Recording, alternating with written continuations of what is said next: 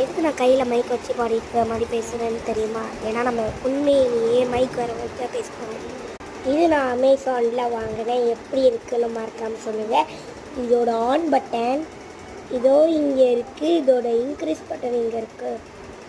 இதை வந்துட்டு இப்போ நம்ம மைக்கில் பேசுகிறோமான்னு இல்லையான்னு நம்ம ரியல்லியே பார்த்துக்கலாம். இதை ஆன் பண்ணிவிட்டு வால்யூமை இன்க்ரீஸ் பண்ணிவிட்டு இந்த ஆன் பட்டனை கிளிக் பண்ணா இப்படிதான் சொல்லணும். ப்ளூடூத் மோட் எப்படி இருக்கு?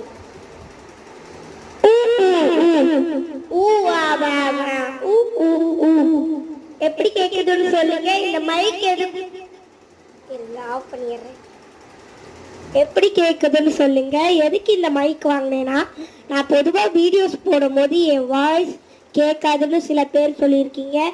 அதே மாதிரி என் அண்ணனும் சொல்லியிருக்கான். அதனால தான் இந்த மைக் ஆர்டர் போட்டிருக்கேன்.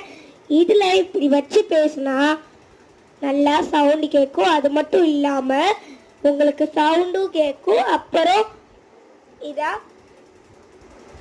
இதை ஆன் பண்ணிட்டோன்னா உங்களுக்கு நான் சத்தமா கேட்குற மாதிரி இருக்கும். இந்த மாதிரி இதை 2 வகையாக யூஸ் பண்ணிக்கலாம்.